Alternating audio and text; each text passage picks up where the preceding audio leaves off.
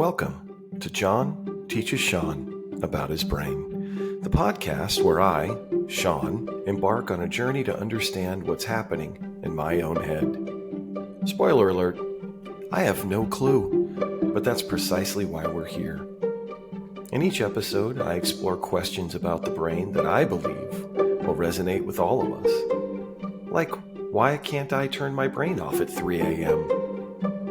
Why my memory only works when it feels like it, and why my brain seems to betray me when I need it most. Listen, I'm not a scientist. I'm no expert. I'm just a guy looking to unravel the mysteries of my own mind. Fortunately, I happen to know a cognitive neuroscientist who is an expert in the brain, and I get to ask him all the questions I want. So, if you're curious, confused, or simply along for the ride, welcome. And hey, if you like what you hear, don't forget to like, follow, subscribe to the podcast, or whatever it is you do wherever you listen to podcasts. I don't know how the algorithms work. I just know that your support keeps this journey moving forward. And together, we might just discover something remarkable. This is John Teaches Sean About His Brain. Let's get started. Hi, John. It's good to see you. Hey, Sean. Good seeing you again. So what's on your mind this week? Well, I was reading this interesting study. I wanted to share this with you. I thought it was pretty cool. It's a sleep study, and it was published in Nature Communications. The title of it is Reward Biases, Spontaneous Neural Reactivation During Sleep. So that's a really long title. That's a lot of words. I have no idea what you just said. And that's what journal articles do is the title means something to people in that area, but it's hard to always kind of understand what's being said. So that's what I'm going to do. I'm going to tell you what was being said in the article. Fantastic. By Virginie Sterpenik and colleagues out of the University of Geneva in Switzerland. And they did a study. So just to give a little bit of background, and you know this because being in law enforcement, that sleep is important to consolidate memories, for example. Yeah. So yes. especially after like an emotional event, like a critical incident, yes, it takes 1 or 2 sleep cycles for your brain to really consolidate the sleep so that you have fairly accurate memories about what happened. But there's been other studies to show besides just memory, there's types of memories. Like studies with rats have shown that when you teach a rat a maze to go down, like a really complicated maze, and there's food in one arm of it, but not, there's a bunch of arms that are empty and there's one that has food. When a rat discovers the food, and this is by planting electrodes in their brain so you can see what their brain's doing. When they sleep afterwards, their brain replays that route. Basically, it kind of goes over the route to get to the food, not the other routes, but the one that won them food. So you can take a rat and after they find the food, either not let them sleep or let them start to sleep, but wake them up before they practice this route in their mind. And then they're not as good at finding the food. But if you let them sleep, they can find it because they rehearse the route in their brain. Mentally rehearse the route. Yeah. We do the same thing.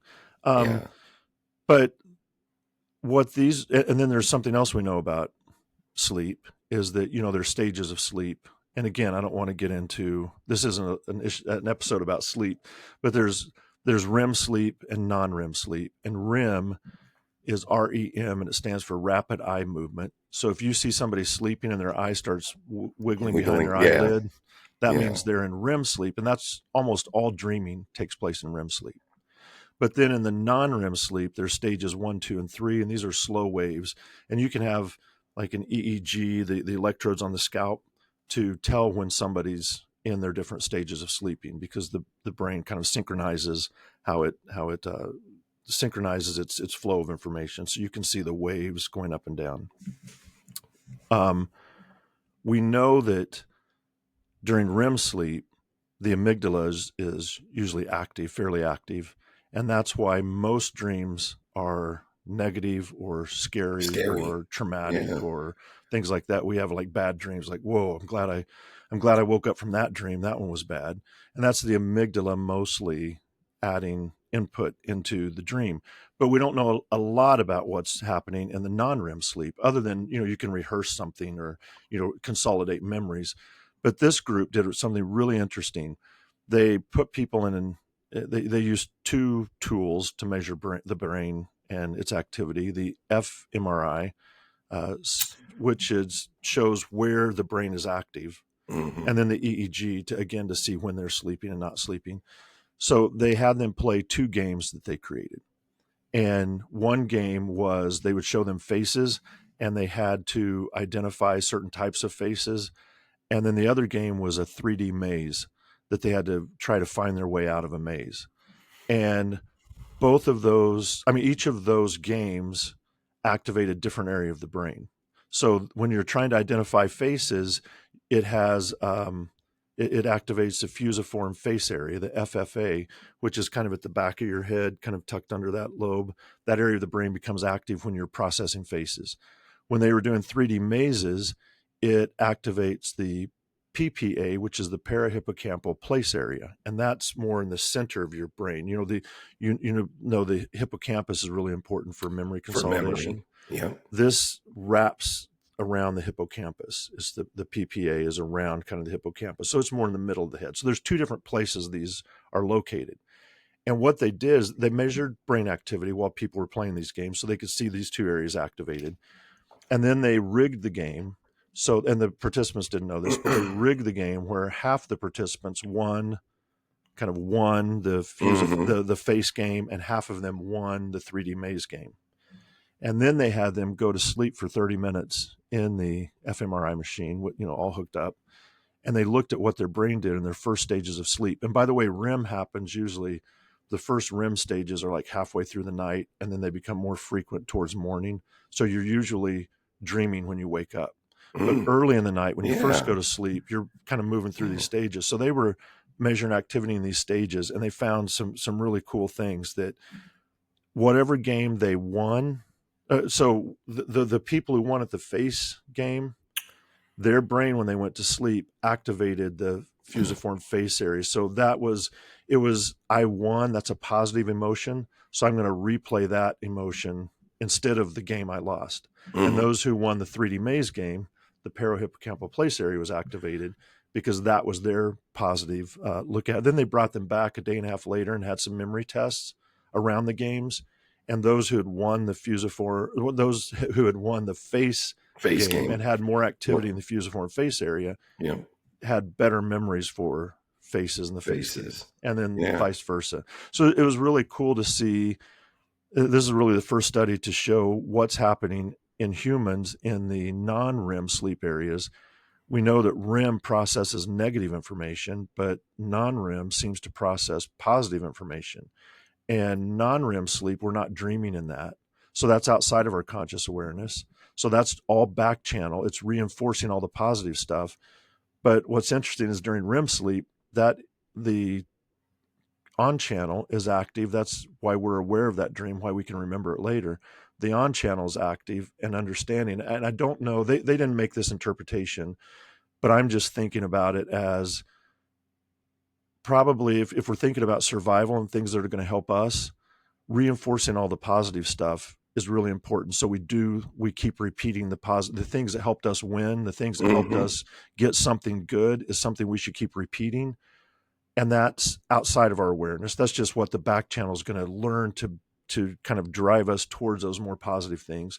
And then the on channel during dreaming is like, watch out for these things. This is all the negative and the bad dreams. Like, you got to be aware not to, if somebody's chasing you, be sure you're not just running in place. You got to really move type of thing. I don't know if that's the true interpretation or not, but I thought that was an interesting study.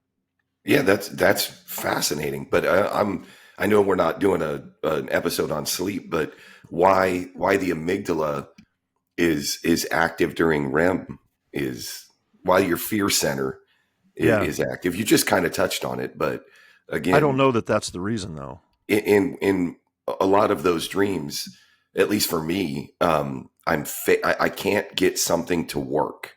I can't find where I'm trying to go. I can't get a piece of equipment to operate. I can't run, right? Like there's all the things that that I want to be doing in this event, and I can't do them.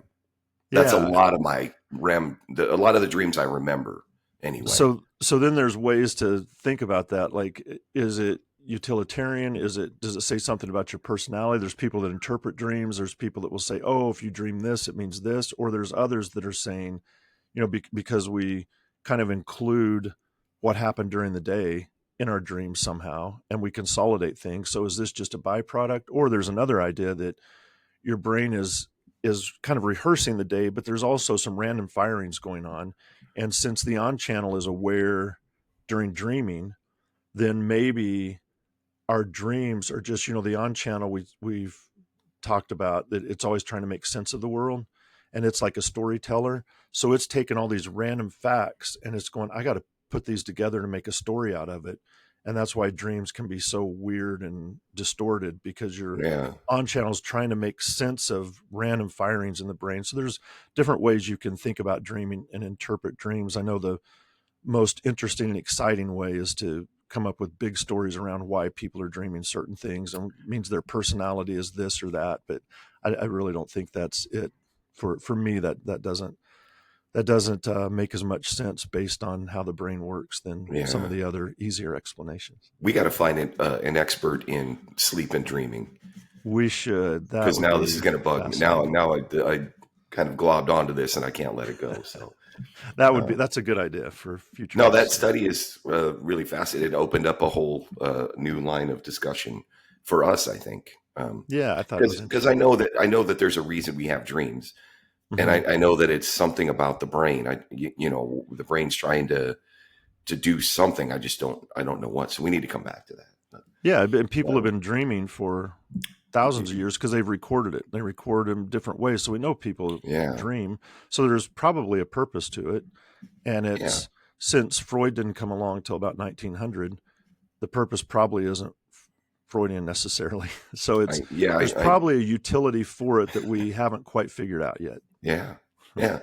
Well, speaking of going back, last episode uh, we talked about schemas, and I felt, and I said this to you in that episode, that I felt much better at the end of my basic understanding of schemas. And listener, if you're listening to this episode and you haven't listened to the episode on schemas, the last episode, I really encourage you to push pause, go back and listen to that episode, and then jump back into this one, because in that episode, John, you defined what a schema is, and gave a couple of good examples of schemas, and then we talked a little bit about how they're formed, how we can change them, and I did feel more comfortable at the end of that. But now I think it would be helpful for me if we got a little bit deeper into the weeds and talked about more. I don't know if it's practical application. I don't know the right way to describe, but now that we have this information, what do we do with it? Hmm. And and so for me, I don't know. I like stories. I think we all respond better to stories, but Hmm. so the storyline is for me a child, and if we take a child and just try to look at their life, and we're speaking in generalities, like, because I know background, educate, there's a whole bunch of stuff that goes into this, but I mean, you said, and correct me if I'm wrong on this, I don't want to start off on the wrong foot here, but that children are building schemas immediately. Hmm. I mean, our brain is trying to wire as quickly as it can to understand the world around it. Yep. And schemas are continually being refined and built, rebuilt throughout our whole life, or to some point. So if we go back and just talk in very general terms, a child is born, child has a parent or two parents, has adults around them every day. What are some kind of real world examples? What are some schemas that parents are building for these kids every day? Yeah. So schemas are built through experience. So whatever experiences you're giving that child, those are the schemas that are being built. So then you could say, well, what kinds, what would be best for this child to have, what schemas would be best for them to have, and then we'll create some experiences around that. And so what research has shown is that people with a large number of schemas and people whose schemas are broad, meaning that, if you, the example we used in the last episode was of a young child developing a schema for a dog. Yes. So if Yes. you've experienced one dog and that's your schema, that's a very narrow schema. But now if you're introduced to 12 different breeds of dogs and you're hanging out with them and you're seeing the differences between them, learning their personality differences, the kind of what, if they're working dogs where they're wanting to go run and play, or if they're lap dogs or what, you're just learning about the dogs and the breeds themselves. Now your schema is getting broader and broader. Your dog schema is expanding. And then if you start learning about let's say, which breeds are more likely to have hip problems, which breeds are more likely to have eye problems, and those types of things. Now your schemas are broad, but they're also getting more and more complex. And so that research shows that the broader and more dense and complex your schemas are, the better you are at problem solving, the better you are at adjusting in life, the better you are to being flexible and understanding situations, of being able to adapt easier. Because if your schemas are really narrow and you haven't experienced much, it's really hard to adapt to a new situation. And part of not just surviving, but thriving in life is being able to adapt to new situations, be flexible, meet new people. Those types of things help you. It creates networks. It helps you advance in your job. It's just a real benefit. So if you're wanting to help kids, it would be, let's give them a really broad range of schemas. Let's expose them to a lot of different things, and then help them broaden their schemas and, make them more complex so that they kind of have a leg up. And so if they're building schemas from a very young age, from very early on, I'm thinking about what we let kids watch or what we don't let them watch. Does that affect schemas? Yeah. So now here's some things that can harm kids. Here's some schemas that aren't very adaptable, that make it more difficult to get along in life. And that's based on, the types of schemas you allow your children to develop, or you help them develop. There can be some negative sides to this. So there's been a lot of talk. So it's like what they're watching on TV. It's the video games that they're playing. It's things like that. And there's been a lot of talk around violent video games, and then like childhood aggression or childhood violence. And all of the research that I'm aware of, all of it shows that there's no direct link from a violent video game to criminal violence. So you can't say if you play Grand Theft Auto, for 40 straight hours, you're going to go steal a car. There's not that direct link in no that evidence sense. of that. There's no evidence of that. And in Listen, fact, I played a lot of Grand Theft Auto, but as an adult, but I've never wanted to steal a car. But I mean, I don't know. I rely on you for the actual research, not my bro science. Yeah, well, and I'm this is where it gets sticky, because it's not that you can't do these things. But especially in children who don't have a lot of schemas, and they don't, there's schemas about how the world works. They don't have those because their world is the home and their school or whatever. Right, their world is right. really small. And as adults, we have a much broader understanding of the world. And so it's hits a little bit differently. But societal rates in many countries have shown that violence is declining, even though video games are becoming more popular. So there's not that link of evidence either. But there are some studies that have shown really small, short-term increases in aggressive thoughts and feelings after playing violent video games. But Really? they're just modest findings, and there's no evidence that they translate into actions later. But here's kind of where I challenge this research, just based on what I know about how schemas are built and based on, maybe we'll get into this later in this episode or another episode, how you and I working with Preflex, how we've shown how we can change people's behaviors, just change how they act based on building schemas and broadening schemas. So Right. our own personal research and knowing what I know about how the brain works, I think that I want to push back a little bit on the studies, because the studies, if you think of, and this isn't all of them, I'm giving you kind of a generalization. They'll Okay. either be high school students that will come into a research lab to do research, and for them to do research, have them play a video game.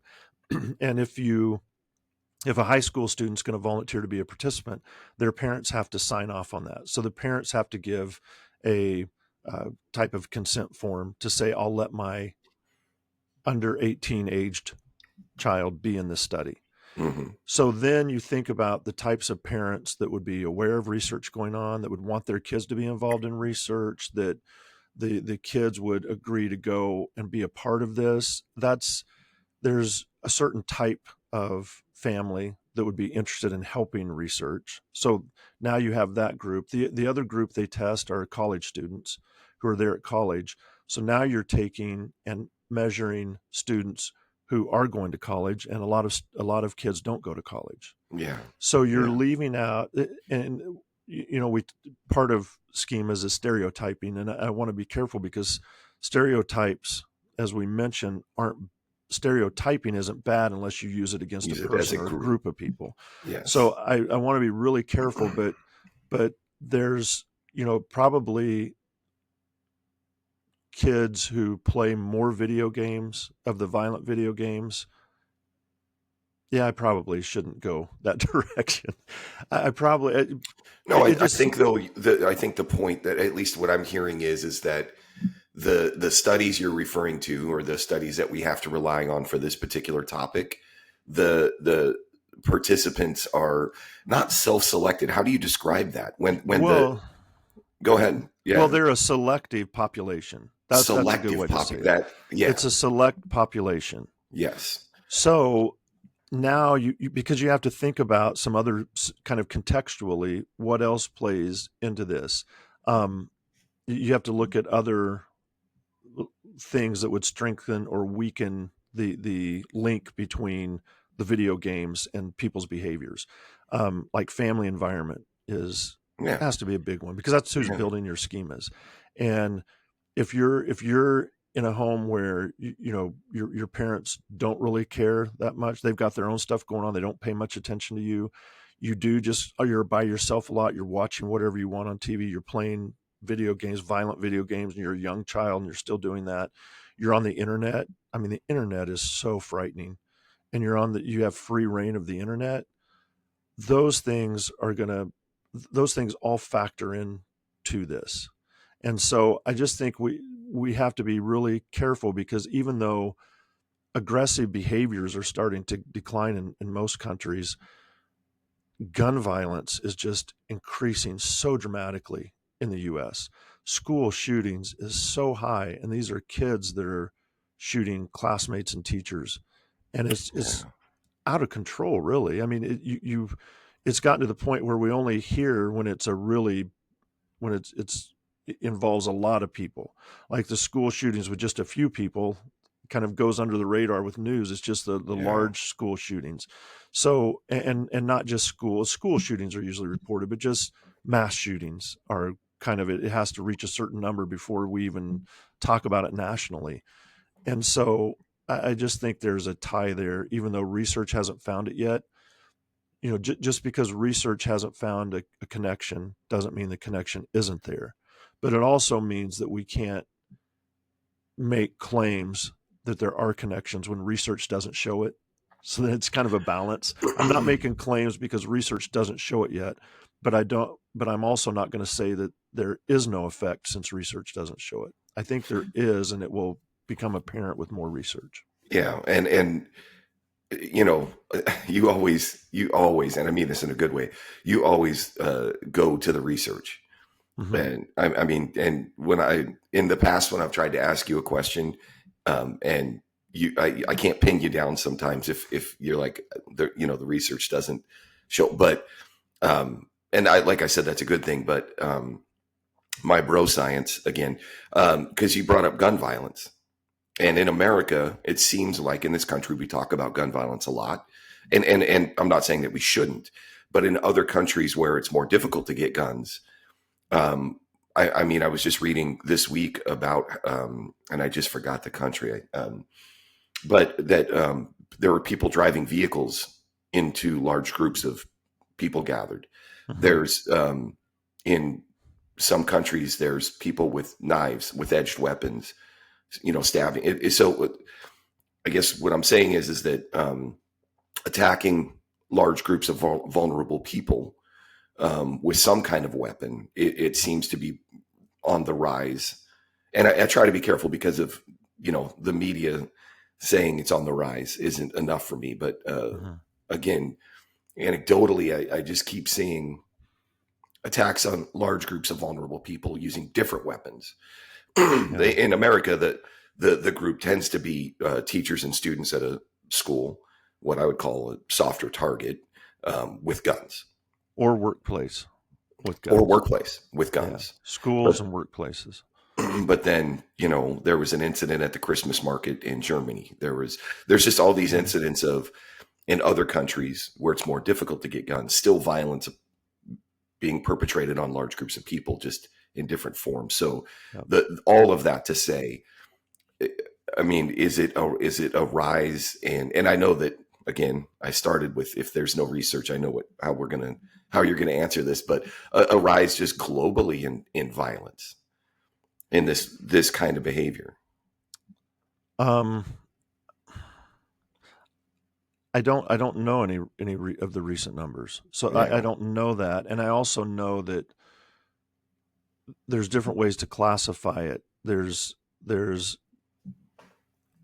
like aggressive behaviors, like fights and things like that, and those like misdemeanor crimes type things, and then there's violent crimes, and they usually are two separate things. So one can be going down while the other one's going up, for example. Yeah, I would say fights are probably going down without seeing any numbers. I just don't think, and old man Sean here, but, in my day, we would have fist fights. I mean, high school age, school would let out and we'd go off school property and have a fist fight. I just don't think that's happening as much. And so that could be why societal violence rates are declining from that type of aggression, even if like deaths are increasing. So I don't know the numbers on that exactly, but I think the point is that building schemas, it's our brain is always trying to figure out how to survive in the world and how to thrive in the world. And so it's trying to understand what the rules are. And that's really what schemas are, is just a set of, what are the rules I need to go by? And if you're learning the rules from video games, you start seeing people in those, like if it's video games that demean women and objectify them, then young males are more likely to see women in that way because that's what they're experiencing every day.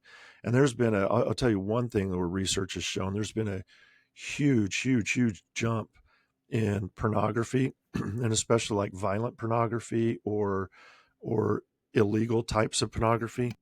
Oh, excuse me. And part of this is access to the internet. So if you talk about child pornography, which is illegal and very bad, horrible. In the, like, if you want to just say 50 years ago, 1975, if you wanted to get involved in child pornography, it was difficult. It wasn't just easily accessible. And logistically, I couldn't even imagine how you would do that. Well, there were underground in larger cities. There was kind of an underground world, and what they would do, they had pictures that they had made plates out of that you could kind of ink and press on paper, and they would pass the plates around like in paper bags. They would meet in alleys and stuff and pass that around. So you were worried about getting caught. And you had to pay, and you had to go outside and go to a dark alley, and you had to have meetings, and there weren't cell phones. So you had to arrange these. It was just really difficult. And it would Yeah. take, and people weren't trusting. So if you're saying, hey, I would like to get involved in this, I would be like, yeah, maybe you're an undercover cop. So it would take a long time for you to create a network. It was just really difficult. And Yeah. so I'm not saying that there wasn't child sexual violence from offenders, but to access child pornography was more difficult.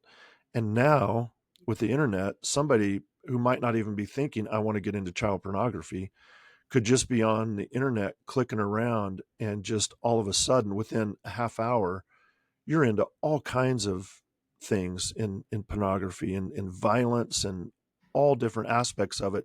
Now you're being exposed to that, going, oh, that's intriguing, that's interesting, let me click on this one, let me click on this one.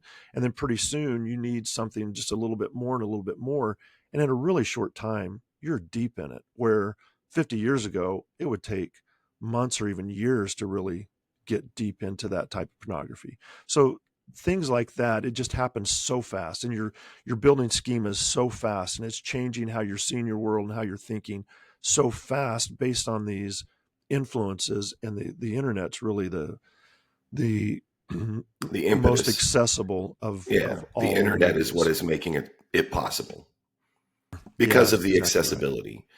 So, and and so if kids have access to that, that's just right. bad. Yeah. And so unrestricted access to the internet for kids And even through is your one thing. phone, like kids, Yeah. I'm Yeah. surprised how little I see little kids with phones. And I know you can block phones, certain sites and stuff, but Yeah. it's just something you need to be aware of and be careful with. We had, I had this fight, 15, well, over 10 years ago. My daughter wanted a cell phone, and, and we just didn't know. My wife and I, we tried to kind of go, what's the right age, and what do we do with this phone? And then her friends had phones, and, she's an outcast because, she doesn't have a phone. And it's like, I don't want to do that to my child, but I'm like, there's so much I don't understand and know about this. I've only had a cell phone for a few years, and now I'm going to put it in the hands of a 12-year-old. And, um, and so again, like I think about, I see, and I'm not judging anybody, as from a parenting standpoint, but if you have a child who you're taking shopping or you're trying to do something, and you could just hand them a phone with a game on it, and they can, play a game on there, and they're quiet and lets you do, again, I'm not judging. It's just, I'm thinking about what we're talking about right now as far as, building schemas. Yeah. And even if the game is, I mean, I'm trying to think of a pretty vanilla game like Minecraft. Right? Mm-hmm. I think that probably count, right? So I have it on my phone where they can play Minecraft. Mm-hmm. But so what kind of schema is that building for them? So they're learning how to build things. I mean, they're going to go into construction then, right? I mean, is They're that probably going to be that's a contractors. joke, No. But having a phone, having a game, whatever the game may be. Yeah. So now let's get back to the positive side of schemas with kids. It's good for kids to work with technology and be engaged with technology, and it's good for them to start learning it. And there's programs out there, and I can't remember the name of a program that I've seen. There was something similar when my kids were young that we got for them, that it helps you learn how to code, in so that you can create your own little stories and things. But Oh it's yeah, really simple. yeah. I Do you know saw what I'm this. talking I about? do. Yes. Those types of things, like letting them be involved in technology, uh, having games, learning games, because they're at an age when they're young where they're not intimidated by technology like maybe I am, because I I didn't am. grow up with it. Yeah. So Yeah. they learn it so easily, and it's going to be such a huge part of their lives later. So exposing them to it is a good thing. It's just there has to be control. So it's not Yeah. that Yeah. video games are bad. It's not that the internet's bad. There's so much good in video games and internet and in learning about technology and in programming. It's just you have to be so careful as a parent what your kids are Yeah. getting involved in. You really have to monitor it. Yeah. So we've that I'm satisfied now with more practical application for kids growing up. We didn't really dive into school, but I think I want to put a pin in that part. I really do want to get a teacher on here or a few different teachers Mm-hmm. because the whole from kindergarten to graduating high school and even college, there's schemas for schools. So I think we're going to, I don't want to dive into that, but now we have someone who has graduated high school or maybe college, and now they're going into the workforce, whatever it may be. And so maybe I'll just keep it for me. I went into law enforcement. I did things a little bit not out of order, but went to college. After college, went to the Marine Corps. Out of the Marine Corps into law enforcement, and so that the sounds like scheme. that's in order. No, That's a well, good order, isn't it? the smart way to do it is to go to the Marine Corps first, and then go to college after, because there's the GI Bill. They'll pay for your college. Yes, that would have Right. been So smarter. Yeah. so no, I went to college first, and then went to the Marine Corps. So that's why it's out of order. Okay. So it's like, go to the Marine Corps, do your 4 years, go to college, they pay for it, or a large portion of it, and then law enforcement. That would have been the smart way. But that being said, I didn't have these words for it then, but the schema that was built in the Marine Corps was follow orders. And there were some good schemas, right? But some of the bad ones were like, don't question anything, follow orders. And I was really good at that, by the way. I don't have many talents, but I was good at following orders. And so those schemas, now I take them with me into law enforcement, right? So I go into the academy, and the agency that I was hired by ran what I would call now paramilitary academy. The academy was, we stood inspection every morning. You got punished if something, you had to do physical exercise or some kind of punishment. They yelled at you, all that stuff. But for me, I was right at home because it was very similar to my schema that I had for the military. What they were doing to me in the academy was like, the worst day at the academy was kind of my best day in the Marine Corps. That's the way I would put it, right? But there were people who I was in the academy with who had not been in the military, and not all of them had been to college. And so you have these 60-ish group of individuals who are all experiencing the same thing in the academy, but all reacting very differently to it. There were some folks in there in the first couple of days of the academy that it was breaking their spirit, because I don't know that they had ever been yelled at like that before in their life, and been disciplined like that. And it was like, what is this? What my life is going to be like for the next 20 years?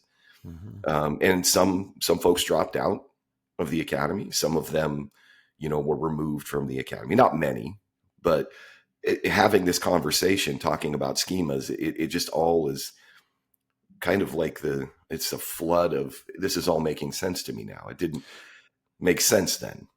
Do you know why some police academies, or most, I don't know how many, but there's why a lot.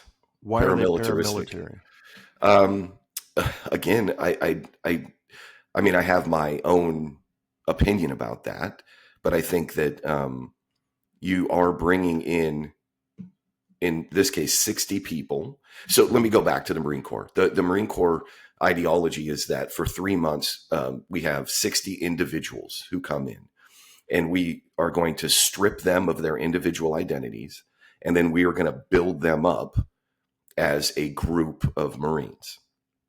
And so they're very good at stripping your individual identities I wouldn't say I enjoy the way that it happens, but I think it was good for me. But neither here nor there. Personal opinions aside, they strip the individuals down, they build them up as a group. And if you only look at it from in those terms, what is a police academy, right? You have a group of 30, a group of 60, a group of 50, whatever, a group of 10. And they're from all different parts. In my case, actually, where I went to the academy, we had people from all over the country. Some of them had some experience, some had no experience. So here's a group of individuals. What better way in 3 months to get them to be police officers than to strip them of their individual identity and build them up as cops? So it was like you take what was successful in the military and you try to apply it to law enforcement. And I may be sounding like I think it's a good thing. I'm trying not to be too controversial on this show, but I think it's a horrible idea. I didn't have the right words to put to it. But if we're only going to narrow it down to this episode and talk about schemas, yeah, let's do that. Let's talk about the schemas that are built, right? So if you look at let's just look at the power structure here for a law enforcement academy. Okay. And again, I have limited experiences. I've worked at a police academy. I've gone through a police academy. I am not speaking for every police academy in the country. This is only my personal experience. Right. But in both of those situations, to some degree, you have what we call TAC officers. And a TAC officer is just generally a police officer with experience who is in charge of teaching these academy students how to be TAC police officer is an instructor at the academy. An instructor at an academy. Okay. Yeah. And then if you think about the instructors in the academy I went through, they have authority over me. In my mind, they have some degree of control over whether or not I graduate from the academy, but they definitely have authority over me. Mm-hmm. And every day, and again, I don't, this was 25 years ago. I didn't think like this 25 years ago. It wasn't until we started having these discussions that I had these words and these ideas. So just to be clear, but I have someone who has authority over me and they are degrading me, yelling at me, swearing at me, punishing me for 3 months.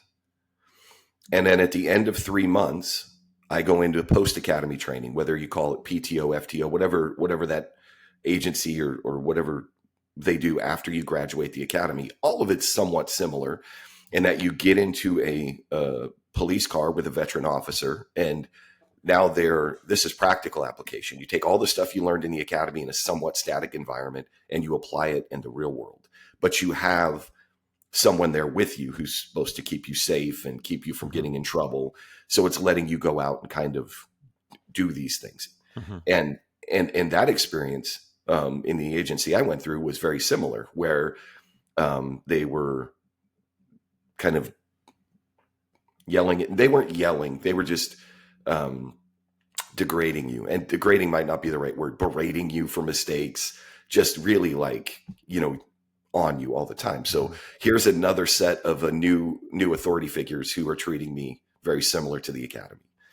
And so when I get out of post-academy training and I'm now on my own and I'm in the world by myself, I have authority over almost everyone I meet.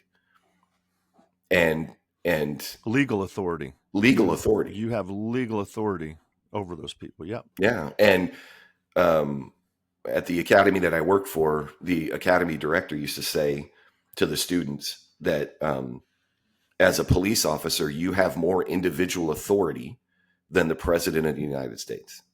So you can take away someone's personal freedoms without permission from anybody. By arresting them. By taking them by transporting them, taking them to jail. Like you have, as a law enforcement officer, you have authority, you have power over everybody. And so when I look back now, paramilitaristic academy, paramilitaristic post-academy training, the way I was treated by those who had authority over me, that was my schema for how you treat people you have authority over. Mm-hmm. So now I'm out on the street, and guess what I do to people on the street. Probably treat them how your schema, Correct. what you learned how to treat people. So if an instructor says, like, drop and give me 50, you got to learn to respect people, dirtbag. Now drop Yes. and give me 50. Like, Were you you got to there? Because respect that people, sounds eerily dirtbag. familiar. So your brain's going, your on channel is going, yeah, I need to learn to respect people as you're doing push-ups. And your back channel, what's it learning? It's learning, if I yell at people, they have to do what I say. Yep. So it's not learning. Your on channel's hearing the respect part. Your back channel's learning, if I yell at people because I'm in authority, they have to do what I say. Yes. And we've already talked about in previous episodes. I want to just remind everybody how much of your day is run by the back channel. Yeah. It's why we in one of the, I mean, most of it. Yeah. And so again, going back to the academy, and I have an instructor standing up in front of me in a classroom and teaching me how important it is to treat people with respect, how important it is to have good communication with people, right? Pick the topic. And so they're telling my on channel all of these things. And I'm sitting there like, yes, 100% I agree with that. Mm-hmm. But then we go on a run or just I'm in the hallway and I do something dumb, which was a lot. Then my back channel is actually getting the message that you just described. Mm-hmm. Mm-hmm. When you yell at somebody or when you call them names or all of these things.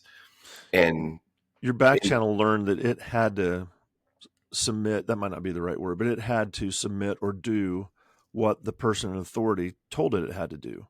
Yeah. So it learned the hierarchy in society. There's those who can yell at me because they have that instructor has the ultimate badge above me. I'm down here. And now when I go out, I'll have the badge. Yeah. So even if you hear, be nice to people, your back channel's learning. Once you have the badge, you can tell people what to do, basically. Yeah. And so I'll just end this little piece by saying at the academy I worked at, I believe that the people in charge of that academy understood what we're saying. They may not use the same words, but they understood this. Mm-hmm. And so they tried to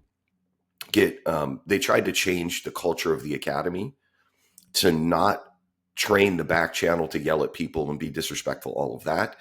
And some people would argue that it kind of became too soft. It became like a community college. So I think that there's room in an academy to train the back channel correctly, train the on channel correctly, but still hold people accountable. It's hard. And you know what? I think I just answered it. It's easier to run a paramilitaristic academy. It's easier. Much easier for the instructors. And especially if you don't understand, and this isn't a knock on anybody because 99.9% of the people alive don't understand, probably more than that, don't understand the influence of the back channel and schemas, the importance of those. But once you understand that, then it changes how you would design an academy and develop an academy. Because now you can, like you said, you can hold people accountable, but you can build schemas. So as with part of the research that I've done with Preflex, and for years, we did research for over a decade, over 40 studies in different places, a lot of them in academies. So I've been to multiple academies, and I don't have the knowledge you do about police academies. I never went through one, but one of the things that when they would ask me, what are some of your ideas on how we can improve the academy? One of the things that I would initially see is when they run scenarios, when you run a scenario and you say, we're going to put the students in a certain situation and see how they react to it. Yep. A lot of the academies that I went to, they were really like dangerous situations. Like somebody had a knife they were trying to say, like they'd put a hood on your head, and then you go into a room, they pull the hood off, and there's somebody with a knife trying to attack you, and you're having to respond to that. And I'm going, man, these scenarios, you should take the top 5 most common things that officers will face on the job, like talking to a upset or aggressive homeless person, or a person without a home, or I don't know what they are, like a theft at a grocery store. I don't know what they are. You would know what they are. But take some of the most common things they're going to encounter and make those your scenarios, because that's what you're building schemas around. Because if you build the schemas around every scenario is life or death, then that person's back channel learns, when I get out on the street, just somebody walking up to me, they could be trying to kill me. So now I've got to be like hyper vigilant. I've got to be ready to attack. And that's not what you want to send police officers out with. That mindset, you want to let them know that there is danger. And I'm saying this as a person who's never been in law enforcement, so you can tell me if I'm off base. But you don't want them to not recognize danger. Right. You want them to be safe, but you also don't want them to be hyper vigilant, because you've trained them that everybody's trying to kill you. And so what a lot of, I don't want to speak for academies, in my opinion, I think what we're up against is time constraints. Mm-hmm. When you think about all the things that a law enforcement officer has to know when they hit the street, right? That's a lot. And most academies don't have enough time for all of it. And so what you're saying is true, by the way. I agree with everything you're saying. Build proper schemas, and then the delicate balance of not at the expense of having the officers understand there could be danger. But I think that building the schema that it's everywhere is problematic. But so you have time constraints, and then you have some instructors who have been in life and death situations, and they're in my opinion, the ones that I know, the instructors that I have been around that I know, it's coming from a place of trying to do good. They are trying to use their experience and teach a new generation of officers, this could happen to you, and I want you to be ready for it. I think that the unintended consequence of that sometimes is that we do build that schema of every car stop could be your last. Every person, that has hands in their pockets is trying to kill. And they may not be saying those words, but that's the problem is that that's what the back channel is learning. And especially through scenarios, because all of those scenarios, not all, but I don't know that there's that many scenarios where you just go do a car stop and nothing happens. Yeah. At an academy, right? Right. You just do a car stop and you get done with the car stop and the scenario's over. Yeah. There has to be something there. I think that the idea is we've got to teach something with it, not just to stop, but to be safe when you stop. So there has to be a danger that's present. Yeah. Your on channel learns by being told, and your back channel learns by doing. So while you're in class sitting and talking about all these things, your on channel is listening and taking it all in, but your back channel is just sitting there twiddling its thumbs, waiting to do something so it can learn as well, because it's not learning from that. Yeah. And so a lot of the academy is veteran officers relating stories and giving like procedural, giving laws and how to do things and all of that. That's to the on channel. And so what I'm hearing and what I really want to get into just for a couple of minutes is how schemas affect behavior. Right. So, I mean, what we're talking about is I could have the most engaging instructor with the most police experience ever in the world standing up in front of me, and they're delivering information in a great way, and I'm soaking it in. I love it. My on channel's like this. Yeah, this is amazing. But when I do go out in a scenario, or I'm on the street as a law enforcement officer and my water level starts to rise, I don't have access to that information. Is that accurate? Yeah. And I think you just hit on the key. And I was going to say that, that we have to remember that being told, like if you have instructors telling you what the dangers are, or telling you how they've treated people and that, it's worked out, the person's been really grateful and there's been some really positive interactions, and you sitting and listening to that going, oh, that would be really good, I'm going to try to be like that.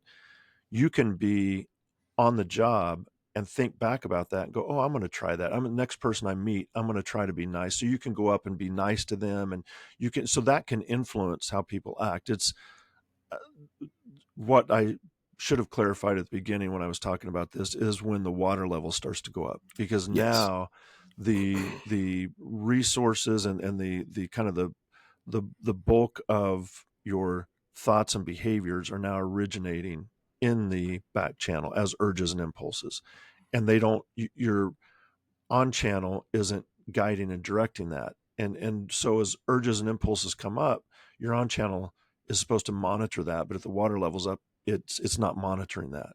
So Yeah. if you're in an academy and you're told one thing and then your back channel experiences something else, your back under stress, what your back channel experienced is going to be your behavior. So this brings up, there's a, it's not hot button, sound like a political show, but there's a topic in law enforcement. I think it's not only in law enforcement. It's just I'm familiar with it in law enforcement. But we talk about implicit bias training, right? And I think implicit bias training is important, but I think the manner in which it's delivered, at least in law enforcement across the board, is insufficient. And why I say that is because you brought, when you bring up the on channel, when I sit you down and I give you a 4-hour lecture about implicit bias, we'll just keep it to law enforcement, but I know there's other industries that are doing this, but I bring in a great instructor who knows a lot about this topic. I don't think you're not really in the implicit bias side of this, right? No. Okay, but I was going to use you, but my research has not been in that area. Yes, thank you for that's what I mean. But again, I bring in this instructor, and they're really engaging, and the people they're loving the information. And would that style alone affect behavior? So let me go to research, because you said research is what. So research shows that, and this is, you're right, not just law enforcement, but in the corporate world, but there's been research in law enforcement as well. And it's the same really for all of them, because corporate employees, manufacturing employees, police officers all have a brain that works the same. So it's how you build the schemas for that job and how you train it to do that job. Otherwise, but it's still the same type of brain. Mm-hmm. So research shows that when you tell somebody about implicit biases, that their knowledge can grow, so they understand implicit biases better. They understand there's not really anything you can do about those implicit urges or impulses. It teaches you to start recognizing those. So that's good. There's been some studies that show that attitudes towards other groups of people, for example, can change to be more positive. That's good. Okay, that's good. That's good. But there's no behavior change. There's no, the research shows that people don't act in less biased manners after that training. And there's been a few studies that have shown a behavioral change for a day or two, but not past that. And that's what's been really frustrating to communities, to law enforcement and their communities, to corporations who are, instituting these trainings to say we want the workplace to be, equity and equality there. And they're really frustrated because these trainings aren't having a behavioral change. And so if you think about it, and this is from a law enforcement perspective, and again, tell me if I'm wrong, but if I've been an officer for 5 or 7 years and I've gone to, I don't know how many domestic violence calls I would be on in that amount of time. It'd be a lot. Depending on where you work, it's probably a lot. Yeah. And then calls on store owners getting into it with teenagers or whatever outside the store, and just those types of things. Been on a lot of those calls. Mm-hmm. So I have my schemas pretty well broadened and complex about what a domestic call is entailing and what's going to happen, and calls to like a convenience store and what that's going to be like.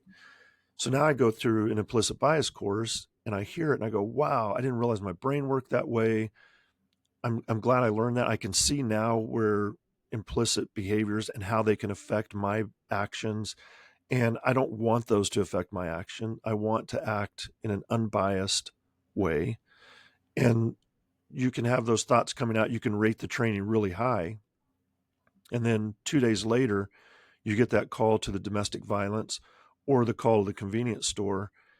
Even if you think on the drive over, I'm going to try to remember and put into practice some of those things I just learned.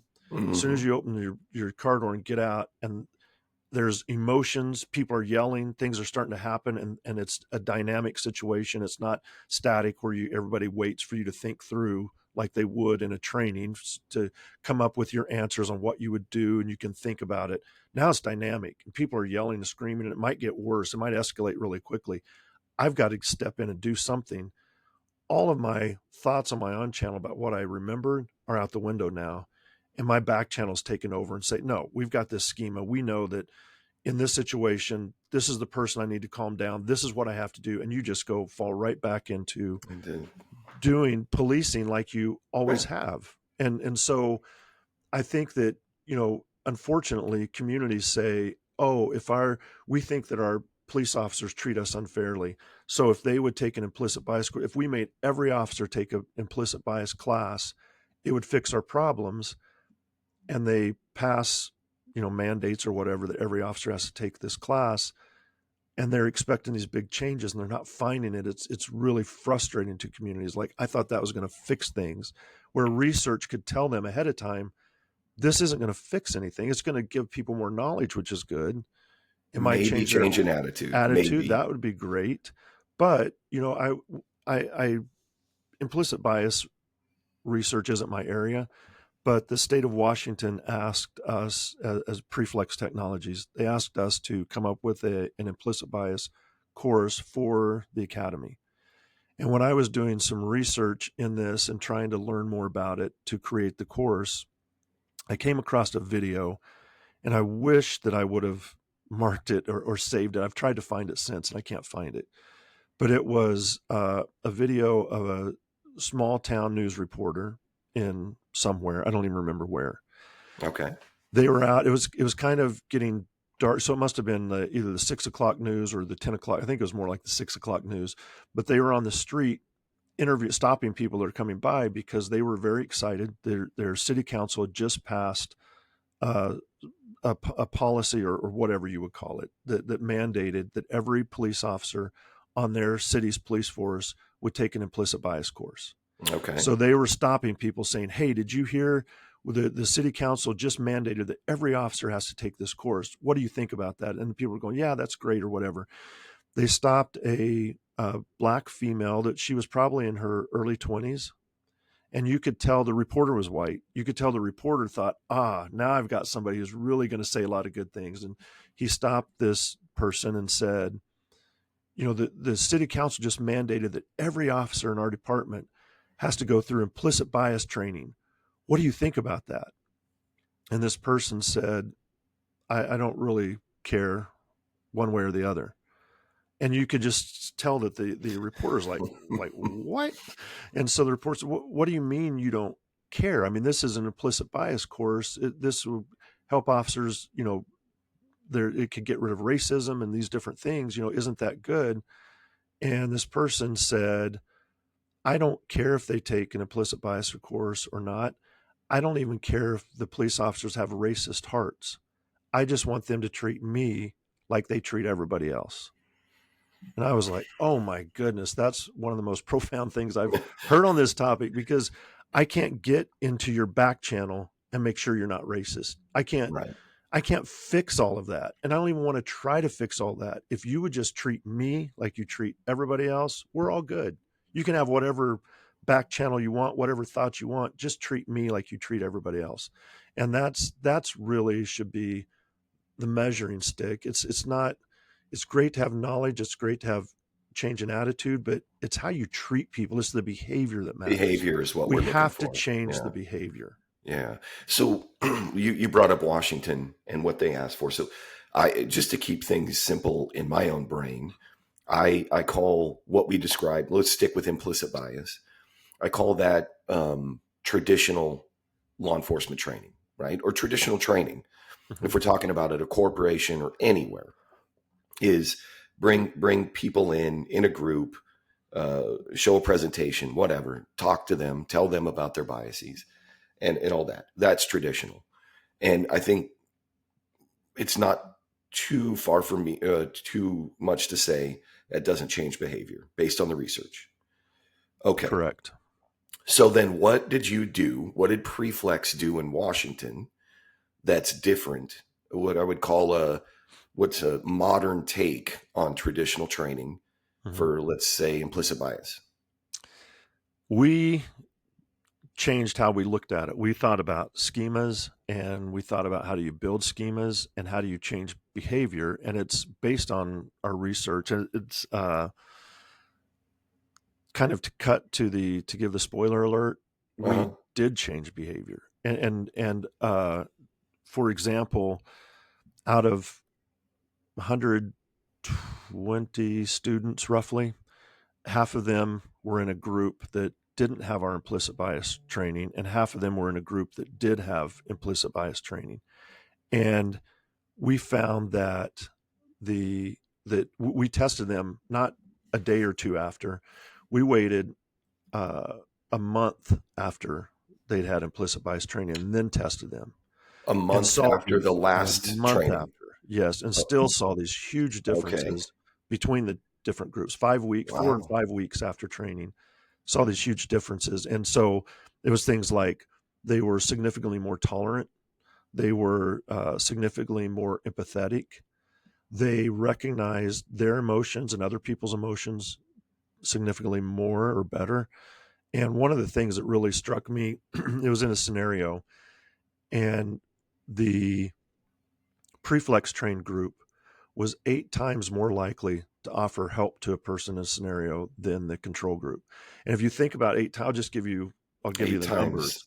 Yeah. The control group, 8% of them offered to help the person rather than just kind of deal with it. Either it was over a dumpster. A restaurant owner had called and said, "There's a person in our dumpster. We want you to get them away from our dumpster." So that Okay. was kind of the scenario. So the officer would come up and tell the person to get. And so the person, the role player was hungry and trying to find food for their kids. Was the background Oh, behind it. wow. Okay. 8% of the control group who was not trained in the preflex implicit bias, but the standard implicit bias, 8% of them offered to help that person find food for their kids, for them and their kids. So 92% of the control group, no preflex training, just Mhm. move along. Yeah, Like, I don't or care where if you you go, don't, but I'm you going to can't take stay you to here jail. Yeah, or you're going to jail. yeah, and I don't care. 92%. Go talk to go do something. Just get off this premises. Okay. 60, and I think it was 66% or 68% of the preflex trained officers offered to help them and their kids get food. So it went from 8% to like Over 66%. So they were 60. 8 times more likely to say, "I'll help you go find food," 5 weeks after the training. When Mm. all of the other training in the academy had been the same. They'd been through all the classes with the same instructors with the same content. The only difference was if they had the traditional training of implicit bias or preflex. So then you asked how we did it. And the way we did it is we helped them build schemas around certain concepts, Okay. and we would give courses that were just like 5 to 7 minutes long over a 13-week period. We would give 5 to 7 minutes a week of training over 13 weeks instead of cramming it all into a 2-hour lecture. We Right. broke So it down. take the 2 hours, Mhm. break that down into short Chunks. little chunks. Hmm. Okay. And then each chunk reinforced a theme about empathy, a theme about emotional intelligence, a theme about helping. Those were kind of the themes, so that each lesson had that in it. So instead of saying to people in your lecture, you should try to walk in somebody else's shoe to see how they feel, and you should you should think to yourself, I wonder how this makes that person feel when you're doing something, your behaviors. And then the whole, the golden rule, do unto others as you would have them do unto you. You tell people that and they go, okay, I get that and I hear that, but then their back channel doesn't practice it. Their on channel hears Right. it. Yeah. So what we did is we would show them in their lessons. It would be a short video, it'd be some reading, some watching, but a video of a person, something happening.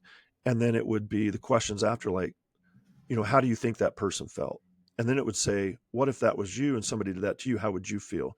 So it was having them kind of practice going through those things, to where I think that was the real difference when they saw the person at the dumpsters, like, what are you doing here? I'm looking for food. Okay. Why can't you find food? So, well, my kids are hungry. It's like thinking, oh man, what if that was me looking for food? That would really stink. And then, oh man, what if it was my kids that were hungry? That would really stink. So then it's, even if you don't consciously think that, that's your back channel. You've been training it for 13 weeks to make that consideration, because your brain is saying, is this information important? Because we'll make a habit of it down here in the back channel, Okay. or we'll make that pattern pop out in the back channel.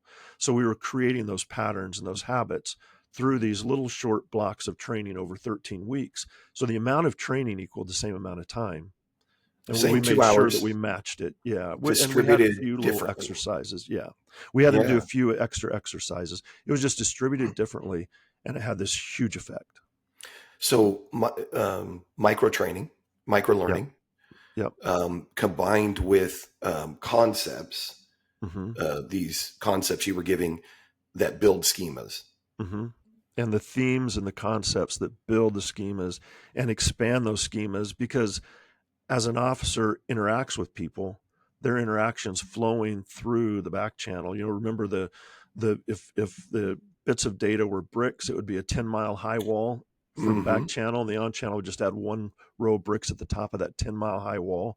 That's the differences in processing. So most of the processing is coming through the back channel, and now you have schemas to say, consider their thoughts, consider how they may be feeling, those types of things, where those aren't being trained traditionally. They're being told you should consider their feelings, Right. but they're not Right. being trained to consider their feelings. And so, I think that behavior change is so important. And that's what, Preflex has been shown, that it, with tons of research, that it actually changes people's behavior. And the officers didn't come into it saying, could you make me a more tolerant person and more empathetic? And we were saying, okay, well, it's like, no, we're exposing you to things, just like when we were talking about with kids. We're exposing, not saying that officers are kids, but I'm saying the academy was saying, we're going to expose you to things that are going to build schemas that are going to help you develop the skills you need on the street with around implicit bias. And we can do that with any topic you want to talk about. It doesn't have to be implicit bias. It can be about anything. And really, training should start engaging more in this idea of, let's figure out how to build schemas, and let's use micro trainings and these short exercises to help change behaviors and create the behaviors we want people to have. Yeah, because we're talking about implicit bias, but that training that you're referring to, there's officer safety training in there. Absolutely. Yes. The kind of foundation of all of this, at least for law enforcement. And then I think it's safe to say industrial safety as well. Yep. Construction, manufacturing. We saw huge changes in those areas as well. Right. Safety. Yeah. So I took us down the road of implicit bias, but it was just kind of happened spontaneously. But I think it's important to say this isn't about implicit bias training. You can train like I said, safety. There's a wellness aspect to it. Mm-hmm. There's many facets. Emotional health. As long as you understand I'll call it methodology. I don't know, the formula. Mm-hmm. That's what I was really trying to get down to, is if you understand that we're talking about small chunks of information, mm-hmm. Distributed out over a length of time, and you take these theories and concepts and weave them in to build schemas. Mm-hmm. You're building safety schemas. You're building, I'm blanking on some of the others, but because I always go to safety, but emotional health, emotional intelligence, well-being. emotional health, Mm-hmm. Okay. how you And treat again, others. And it is the methodology. It's yeah, the yeah, methodology, and that methodology is content agnostic. It doesn't matter what content you want to train. It's a way to train it. So it doesn't matter if you're in law enforcement training, if you're in industrial safety training, if you're in mining and gas field training and work. It's whatever, corporate training. It's a methodology that fits any of those systems. and again, it's because it's based on how the brain works. It So if you're a works human with the being brain. with a brain, Hmm. this will work. It works with the brain, taking advantage of what the brain does to help change behavior. And it truly is a behavioral change, Yeah. not But just we do that learning. by building and changing schemas. Yeah. Is that right? Yeah. So That's what you're doing? there's a change in knowledge as well, but it's not just a change in knowledge. It's also a change in behavior. And that is through building schemas. Yeah. Wow. Wow. Okay. I'm saying it 2 episodes in a row, but this is exactly what I needed because schemas were a tough one for me. Hmm. It's my new catchphrase for schemas is it's a fun to say, but I have no idea. But between the 2 episodes, your ability to define what they are, give me analogies to kind of help me conceptualize what they are. And then this episode, we got into very specific topics, I think Hmm. parenting, law enforcement, a little bit of industrial safety, like some concrete real world examples of how you can build or reshape schemas uh, for good, I guess, is to change behavior in the way that Yeah, we want people to exactly. behave. Yeah. Yeah. Or that we want ourselves to behave, Yeah.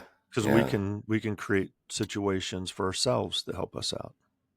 Yeah, no, that I'm glad that this was helpful. I think schemas are extremely important, and nobody's really talking about them. And I think that our research shows that they're really the key to changing behavior, and I think we should talk about them more. So the more people learn about them, the better.